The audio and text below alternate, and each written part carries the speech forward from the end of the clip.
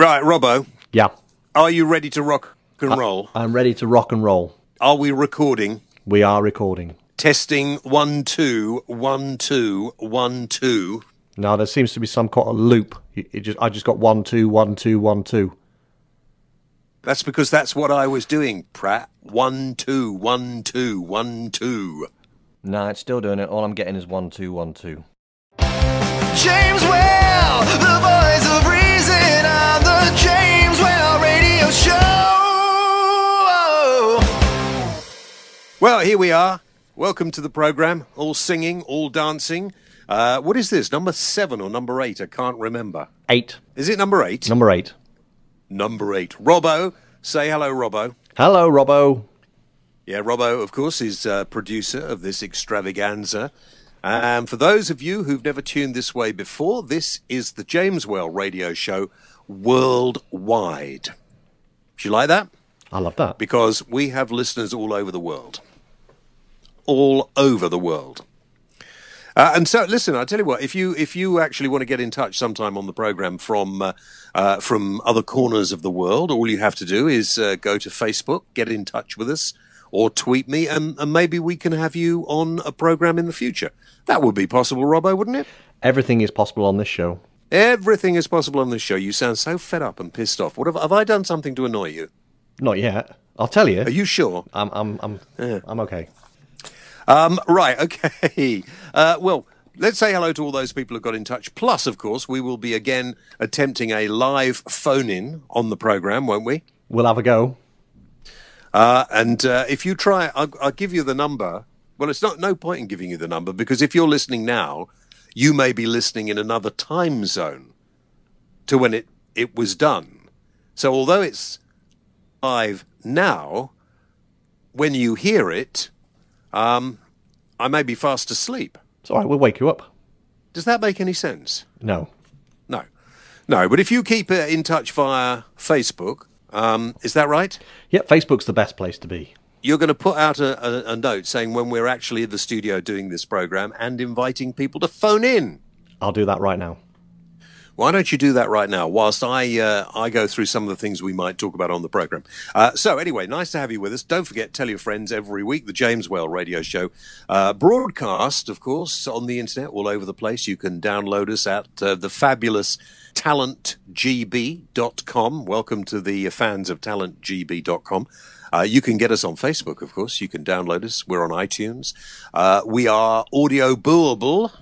And, of course, you go to my website, jameswell.co.uk, Jameswell Radio, Jameswell TV. You can find us all over the net. Tell your friends, download us. Now, I was going to talk about Nadine Dorries, the MP who mistakenly earned masses of money from I'm a Celebrity Get Me Out of Here, I'm a Celebrity Get Me Out of Here. But I thought, why should we give her the publicity? Should we just sort of drift over her? And then there was another. I was doing a show on Radio Essex the other day, and we were talking about MPs. Who would want to be an MP? Would you want to be an MP? John Major is worried about the wrong kind of people becoming members of Parliament. And there's an interesting story. I don't know whether you saw this. A Welsh MP, an MP from Monmouth anyway, Mr. Davis, I think his name is. And he wants...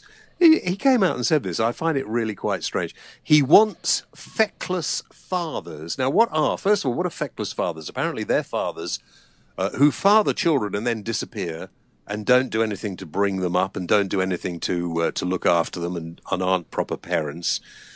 He wants them put in a chain gang and made to pay back society for us bringing up his children. But if he is as feckless, or this fictitious feckless father, as this bloke, the MP for Monmouth, thinks, I would have thought it was better that we brought his children up than he brought his children up. I would have thought we could have done a better job. But here's the story I want to talk about.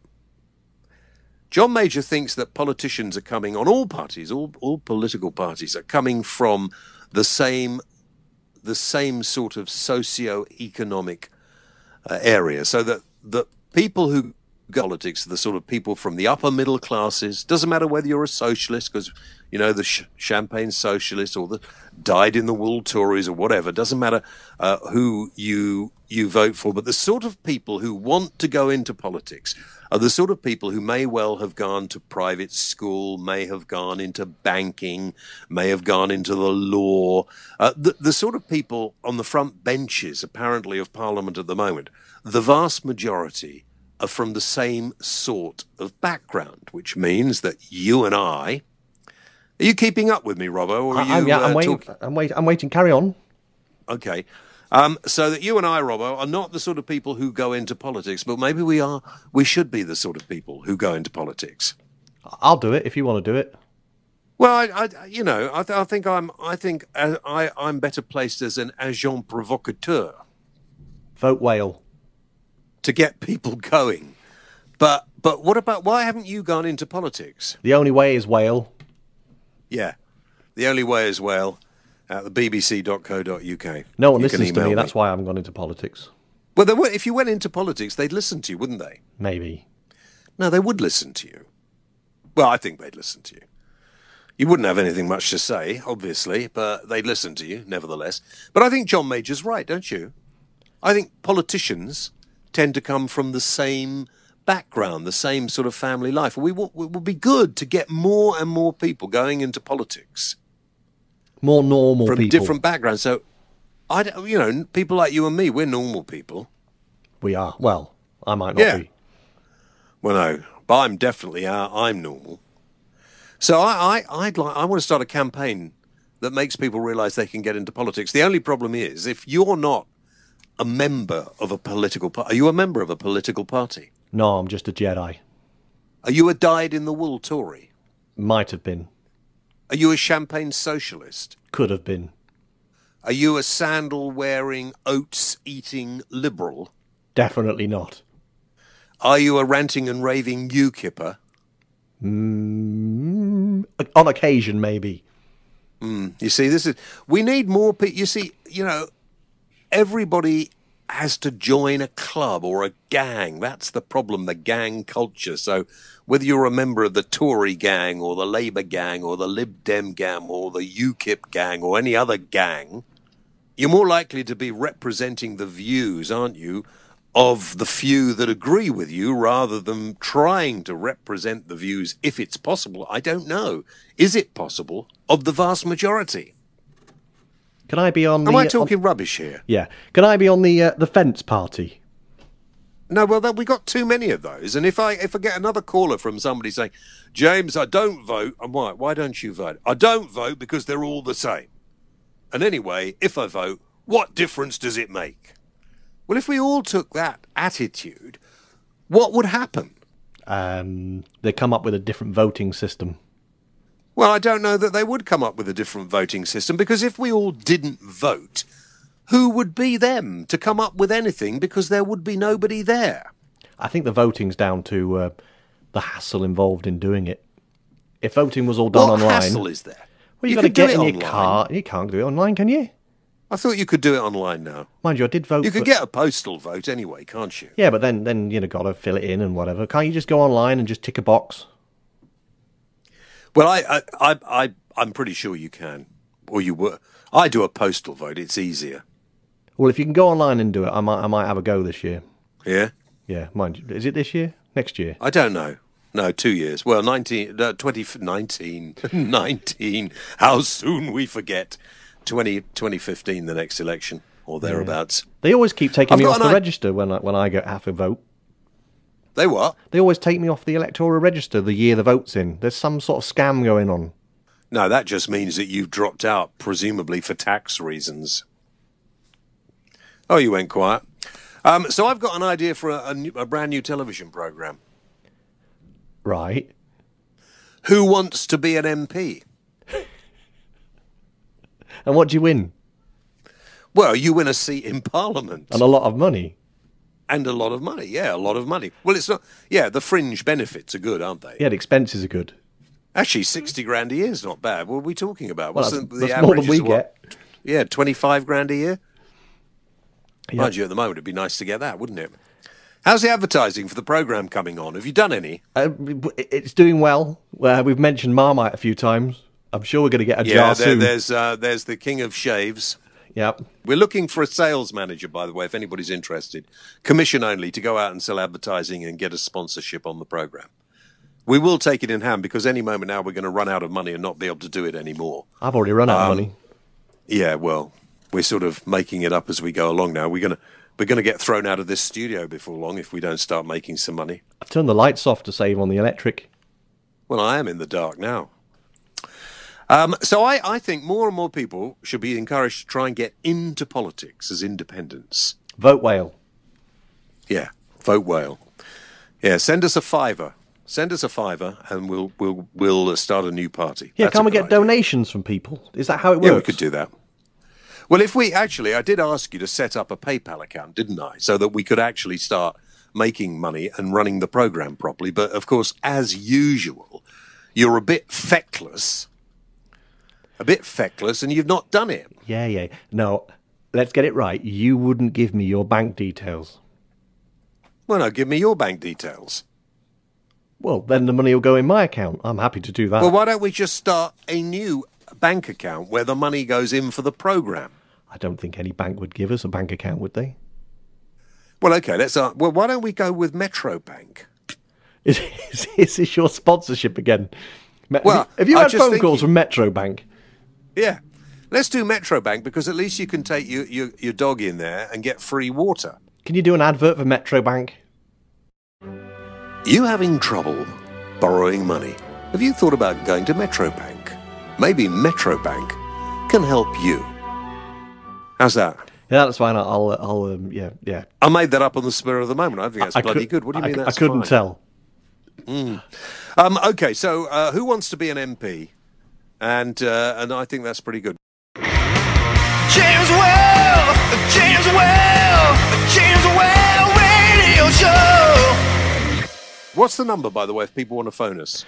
0117 230 1771. Oh, goodness sake. 01...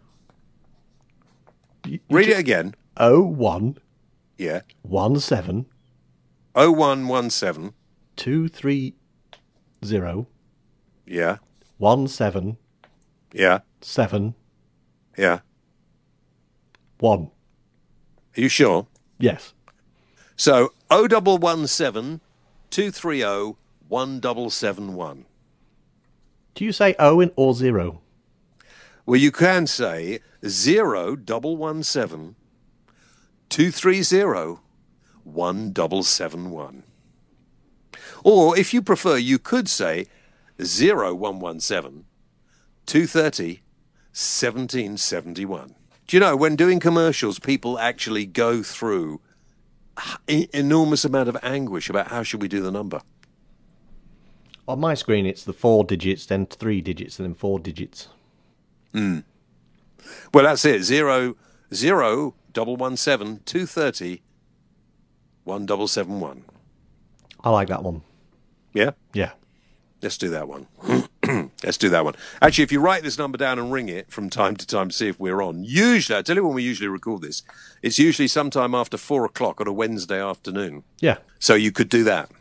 So 0117 230 1771. Make a note. Give us a ring. 4 o'clock-ish on a Wednesday, and we'll try and get you on the programme. They could always leave a message. We'll play it back. I know. Should we have some music? I think it's time for some music. What are we going to play? We can play music from the band called Revival. Have you got the details there? No, tell me. Are they the ones you just emailed me? Yeah. Why would I email you? Sat right across me. I know. Oh, yes, of course. How strange is that? Yeah. Hand them over here. Okay. Oh, yeah, bit of heavy metal. That's the one. Yeah. Bit of heavy metal. Hang on, just before we do that, all right. How do snowmen get around? I don't know. They ride an ice cycle. Is that one of the jokes from the competition? That's one of the awful Christmas jokes from Peter Elst. Thank you, Peter. We've had loads of people send jokes in. We ran a competition, which we will tell you the winner of a little later on the programme. Andy Swan said, I love this one. What is Santa's favourite pizza? No idea. One that's deep pan, crisp and even. Oh, dear. Oh, you're listening to the James Whale Radio Show. A little bit of heavy metal now. Off you go.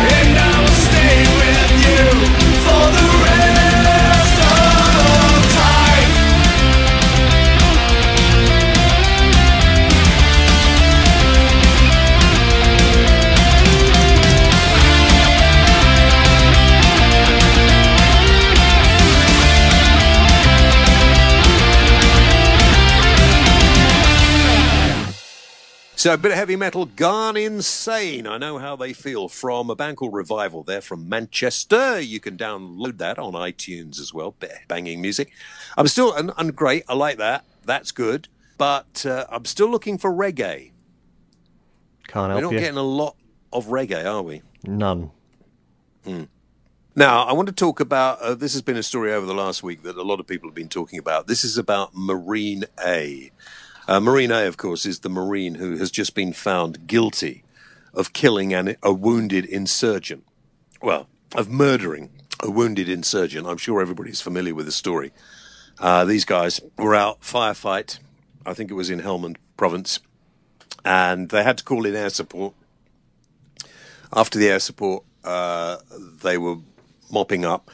They came across a wounded terrorist, and of course, instead of actually taking the man prisoner, trying to get medical help for him, there was talk about whether or not he was actually alive. Nobody seems to know whether he was alive at that time or not, but they decided they'd shoot him. I'm sure everybody has heard the story. And now, of course, everybody is, well, when I say everybody, there's quite a lot of people saying that he should have the full force of the law thrown at him. The head of the armed services has said it's completely unacceptable and soldiers can't be allowed to behave like that, and he should be shown no mercy. This is a guy, right? He's a sergeant in the Marines.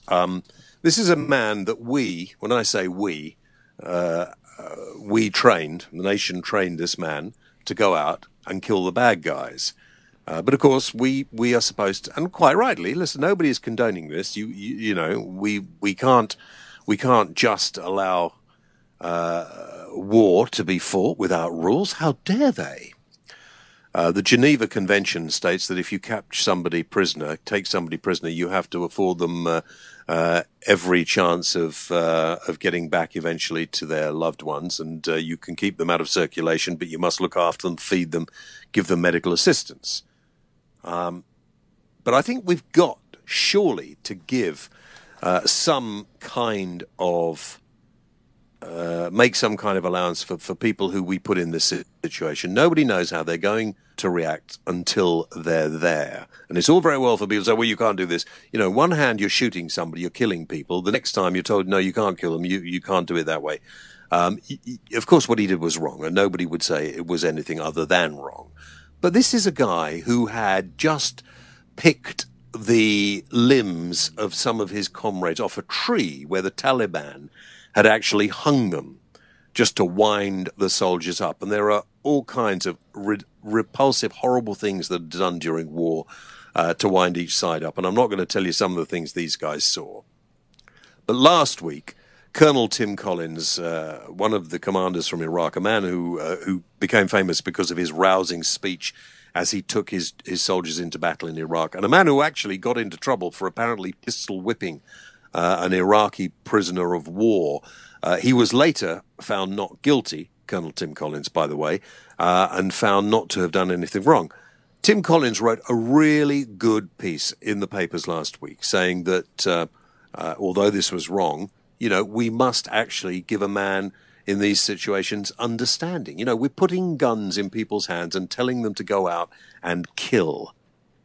Yet, when they lose the plot slightly, when they behave in a way that they shouldn't, we want them to be punished with the full force of the law. Surely this man deserves some understanding. He is a soldier of I would have thought, of quite a lot of experience, being 39 and being a sergeant in the Marines. And rather than making him a scapegoat for the politically correct, and these are the words of Colonel Tim Collins, surely it would be better for society to show him some kind of understanding. And I did put this out on Facebook earlier this week, and we had quite a lot of interesting response, and I'd like to share some with you, and I'd like to know how many more of you would feel this way. Eileen Joyce says, James, I just watched the video on the news. He is totally guilty, and he admitted he had broken the Geneva Convention, and he and his friends thought it was hilarious. He deserves what is coming to him. It is men like him and his friends who get good soldiers a bad name and make them targets.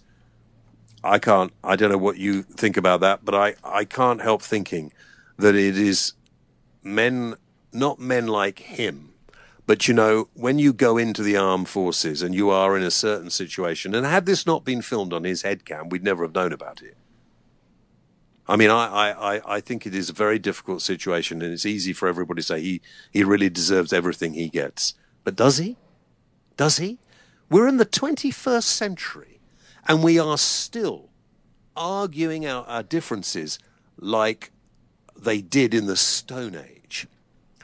And I don't believe any of these people on both sides really want to be there. There are two things that occur to me. First of all, we ought to stop telling people that they get a glorious death in battle. It's no different to any other death, is it?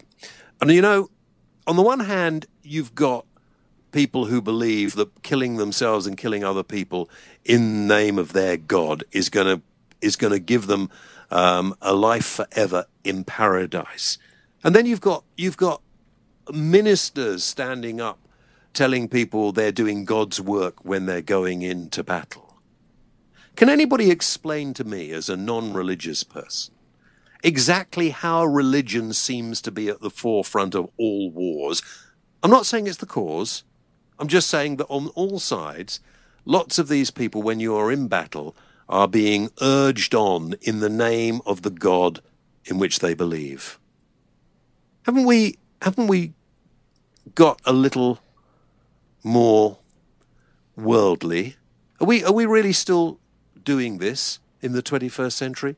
The answer is yes, we are. Maybe if the politicians who got us into this mess in the first place actually had to do some of the fighting, we would learn by our mistakes. Tim Shepard says, in warfare, you either kill or you're killed. There's no room for sentiment or doubt that will get you killed or your colleagues killed. As for all you liberal people, perhaps you should go out there and serve. See how you do. The Taliban do not fight by the rules of the Geneva Convention, same as the Nazis didn't, and the Japanese in the last war. Have we already forgotten what 2 Muslims did to Lee Rigby on the streets of London, and the hundreds of our boys' deaths at the hands of the Taliban from IEDs and suicide bombers? Tim, I know, and I understand your pain, but it doesn't make it right what Marine did. There has to be punishment. Surely there has to be understanding as well. And David Heath got in touch and he said, if I was messed up and about to die, I would like a quick bullet in the head. It's warfare, and sometimes the humour surrounding is dark. It's not a nice place, and terrible things happen. We can't judge the morality of the battlefield akin to the everyday lives. They're trying to kill each other. That's the terrible point.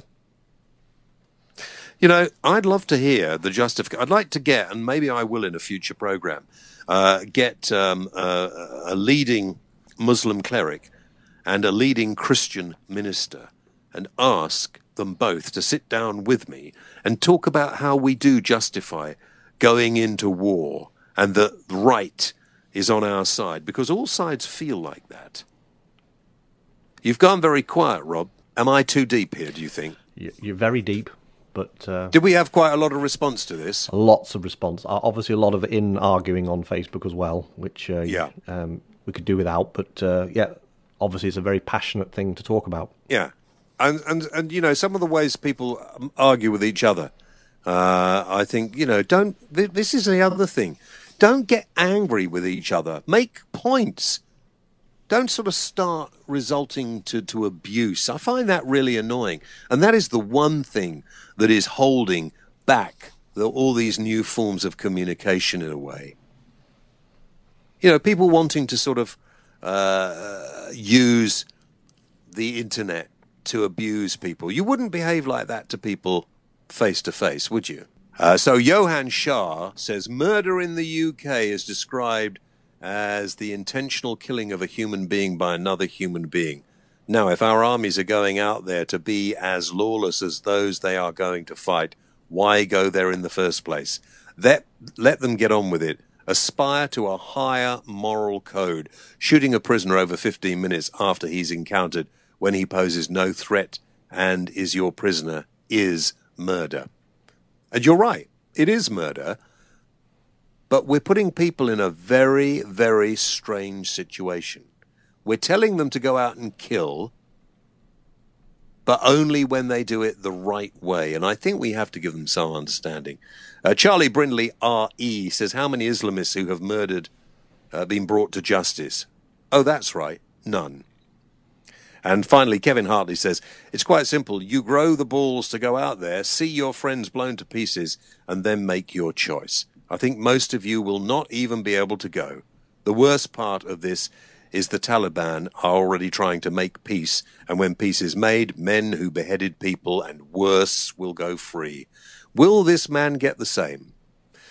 Kevin, thank you. Everybody, thank you very much indeed. Lots of different opinions. The only thing I'd like to know is how are we ever going to find peace unless we actually begin to evolve a little more than we have? James Well, the voice of reason on the James Well radio show.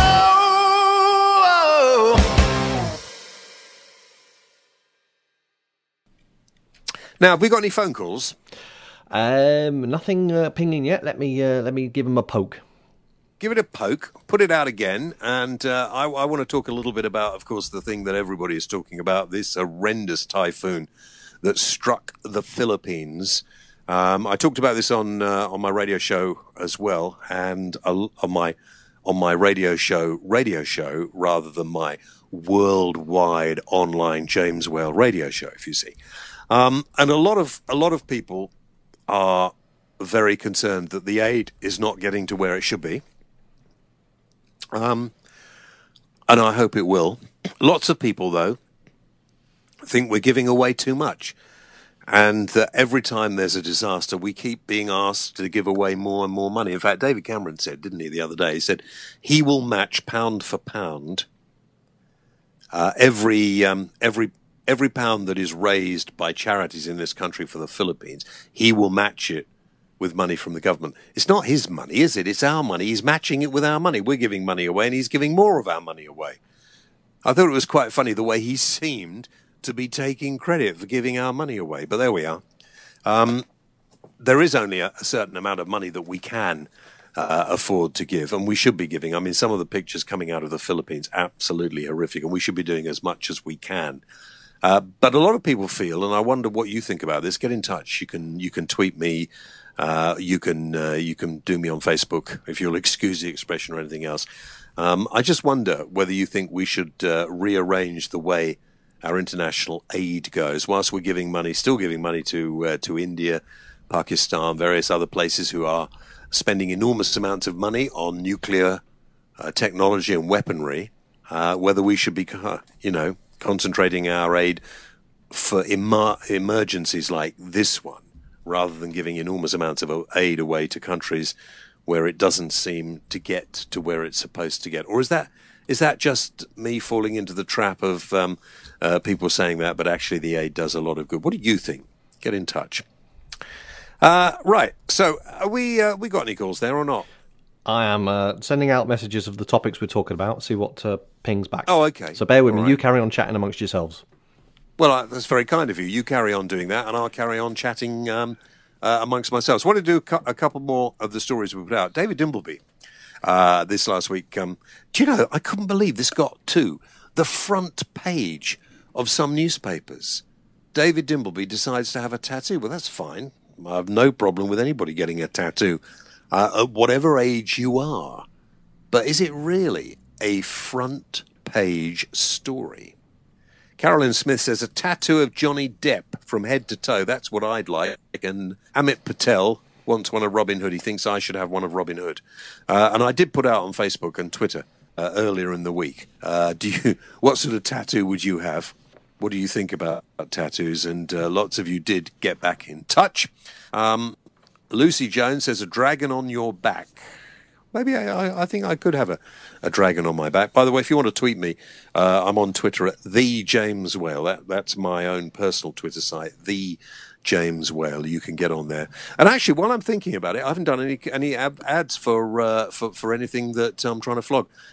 This coming weekend, depends when you're listening to this, the weekend of the 16th.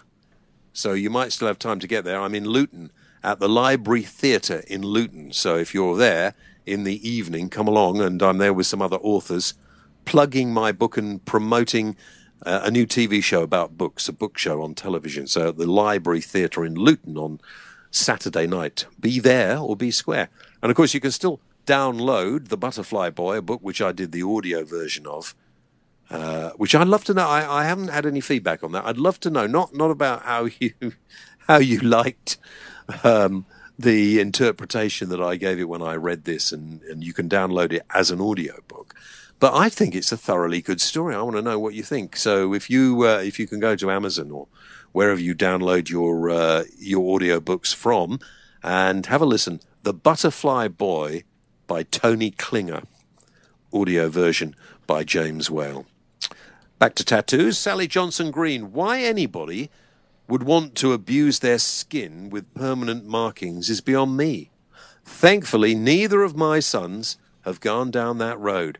I hate tattoos with a passion. Sally, have you not got a little tattoo? Not even a little butterfly somewhere? We got a call coming in. Robbo, I heard that. Well, I think they hang up if I don't, so I'll edit this out. Who's on? Who is it? This is Sean. How are you doing? No, Sean Dilly. I might have flipping guessed. Sean Dilly. I've been hearing about this podcast thing you did, and I thought, well, I had to phone up and speak to my James Whale.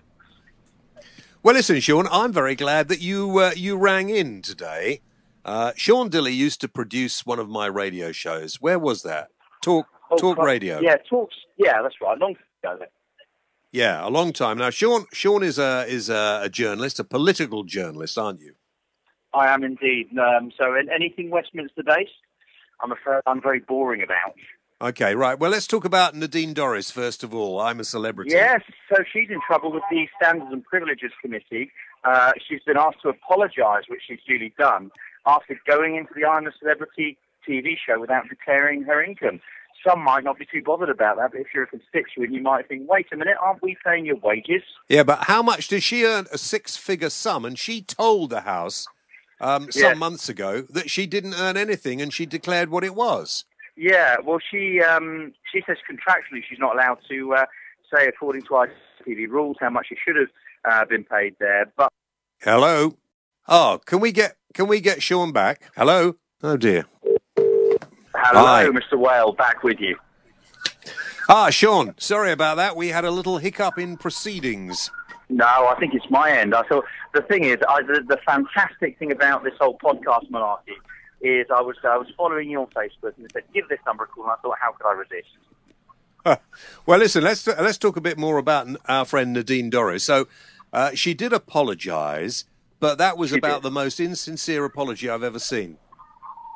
The thing is, I was speaking to Nadine about this at the time, and I know as she's been criticised by the investigation, she wasn't exactly too conciliatory with the investigators. She's saying, actually, I haven't done anything wrong here. I was just highlighting what happened in the House of Commons with the great British people. Of course, the reality from the House of Commons point of view is the Standards and Privileges Committee say what the rules are, and you kind of just have to bow and scrape a bit.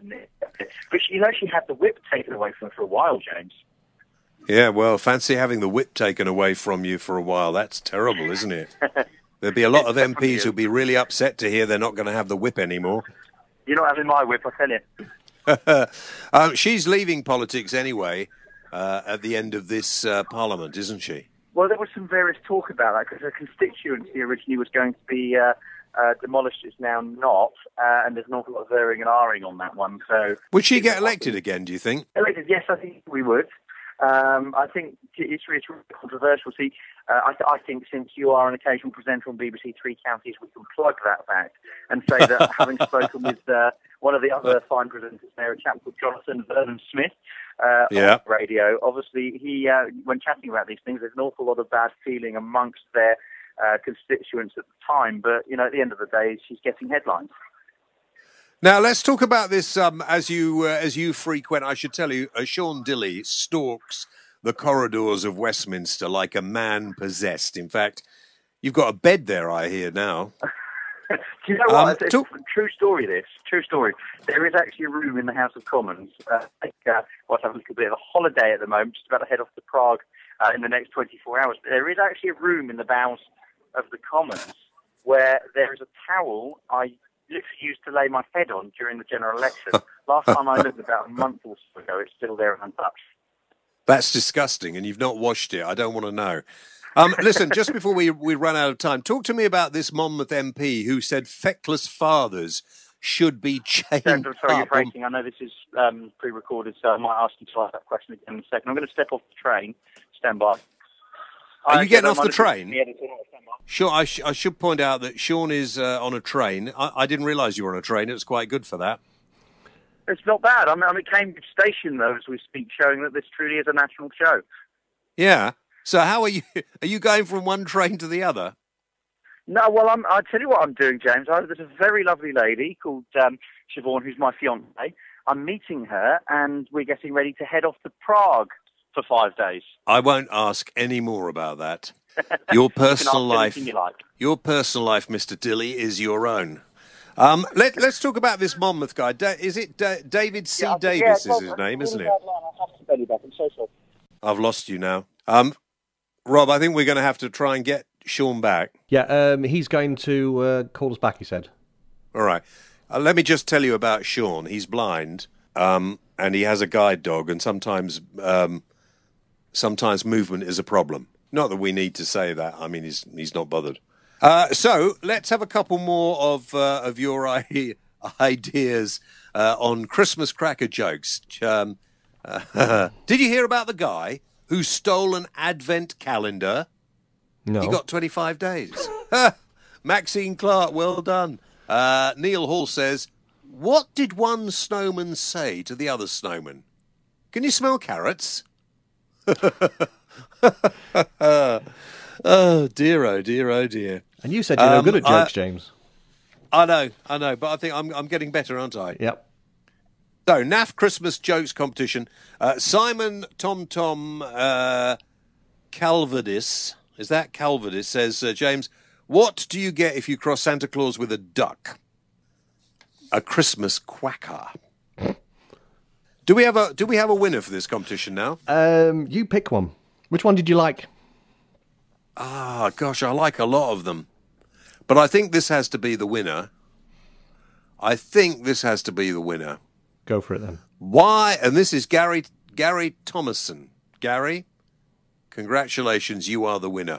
Why was Santa's little helper feeling depressed? He had low elf esteem. Well,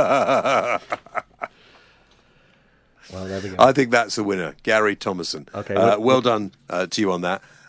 Okay, we have got another competition. This week's competition is for a limited edition copy of Ho, Ho, Ho, Merry Christmas, Win Bells on CD. With bells on. It says Win Bells here. Does it?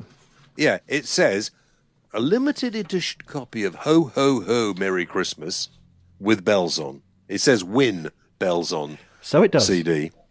Plus a signed copy of my book. Okay, so you get a chance of this. You can enter on Facebook.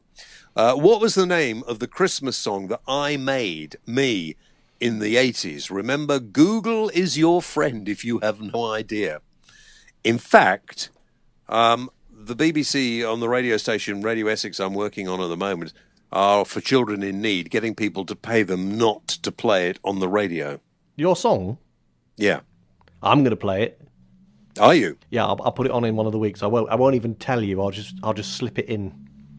All right. So this week's competition, that's what you get, but you have to name the Christmas song that I made in the 80s, recorded in Leeds. And enter on Facebook. Go to our Facebook page and you can enter there. In the meantime, you might as well keep sending in your naff Christmas cracker jokes. Well, I mean, it is Christmas coming up, isn't it? It is. Your friend is back. Right, we're shorting. Hello, we'll call this third and final time lucky, Mr. Whale. It's Sean. I'm off the train and a better reception for you. Good man. Listen, Sean, I'm enjoying this, so I think we should make this a regular occurrence when you're able to ring in and do a little chat about We'll always do this. No problem at all. How could I resist? Let's talk about it's David Davis from Monmouth, isn't it? Yeah, David Davies. So it's IES. He's a British Transport Police Special Constable when he's not being an MP. Now, he should know better in that case than suggesting that, in his view, feckless fathers, whatever they are, should be put on a chain gang and made to pay back their debt to society. I mean, Why would a member of Parliament say something as crass as that? Probably because they were being very stupid indeed. I mean, that's the obvious answer to that one. You and I have both interviewed David Davies for many, many years now, and he has a bit of a habit of saying sometimes silly things. I think what all politicians need to be aware of, there's the other extreme. Do you remember the name Matt O'Connor from Fathers for Justice? I do.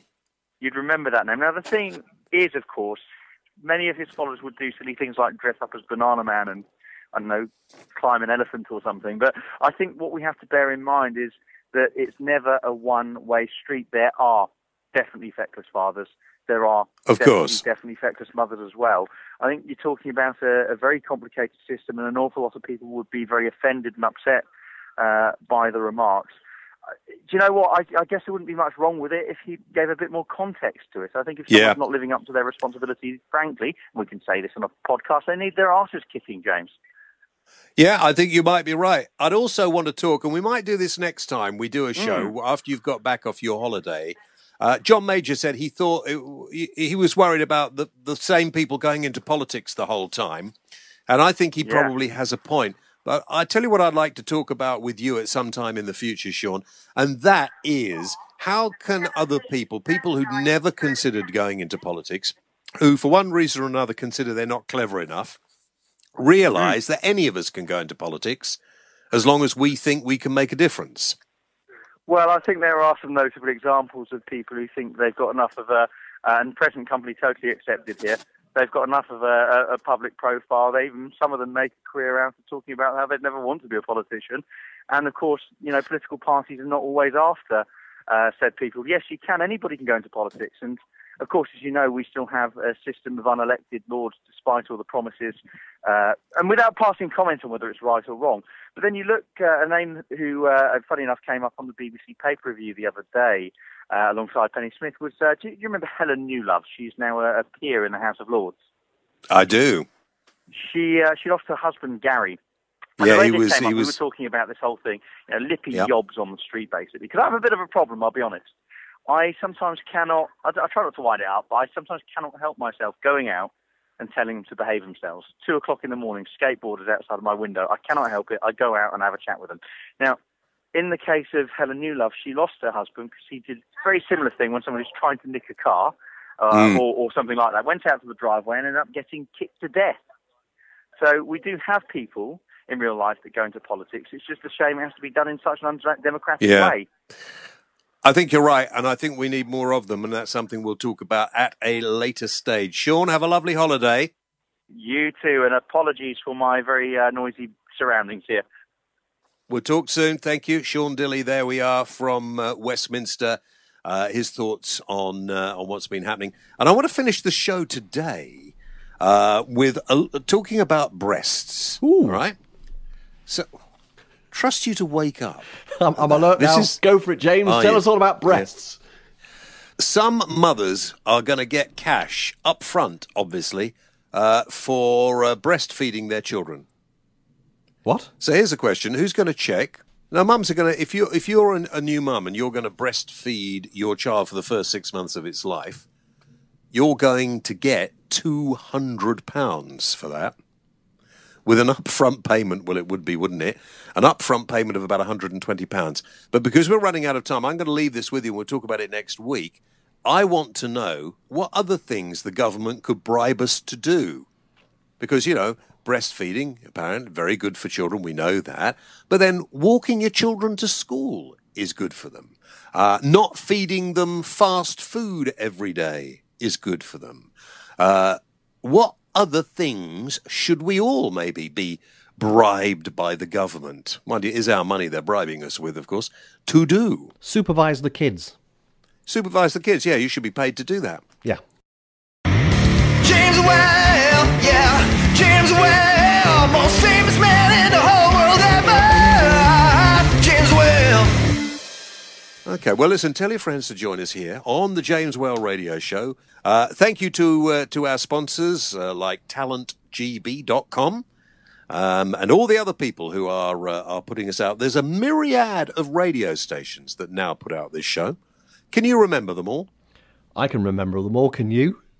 Well, why don't? Well, I can remember London Taxi Radio. Yep. I can remember Coast Radio. Just Radio. Just Radio. Who else? Well, I tell you what. I gave you why a list. Don't you, Can't you look at that piece of paper I gave you? Did you give me a list on that? I did. Let me have a quick look through my list of stuff here, and see if I've got it. mypicktv.co.uk. MyPick TV, yeah. No, it's not on this at all. So where that went, I don't know. Censorship. Unless I can't see it. Oh, was that the last bit that you sent me? Yes. I didn't get that. In that email that I sent you, even though you're sat across the desk from me. Yeah, I didn't get that one that I'm sat across. So why don't you put that in at the end? Yeah. I'll do something. You know. And here's another. I'll just do a couple of things. Tim Shepherd says, on talking about what we should be bribed to do, I think we should be bribed for hitting the morons and government think tanks for coming up with such crazy, idiotic ideas. If their brains were dynamite, they'd not have enough to blow their hats off. Have we got a bit of music to finish the programme off with? Yes, of course. This is Ashley Tubridy. She's only 11 years old. It's a track from her EP, The Outside In. She comes from Ireland. It's available on iTunes if you like it. And this track is called Dried Up Heart.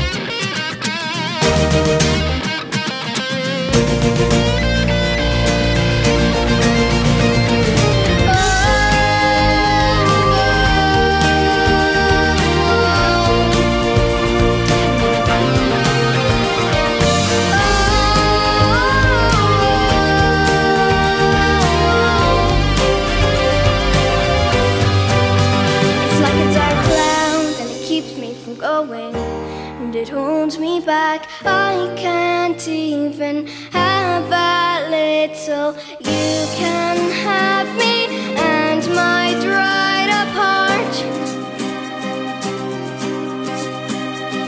but you will never tear my soul apart. Don't push me around, I'm already on the ground, just trying to make a sound. Can you hear me? Whoa, I'll open up, can't see inside. Everything's gray and all dried. Whoa,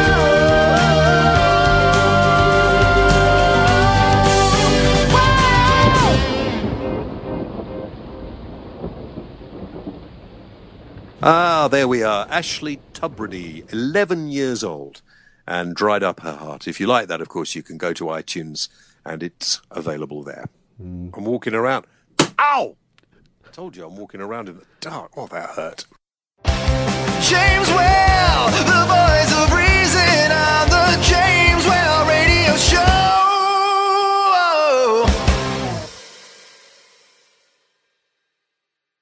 You're listening to the James Well Radio Show. For more information, visit www.jameswellradio.co.uk. Why not check us out on Facebook.com/James Well Radio Show, or follow James on Twitter @the James Whale. James Whale, the voice of reason.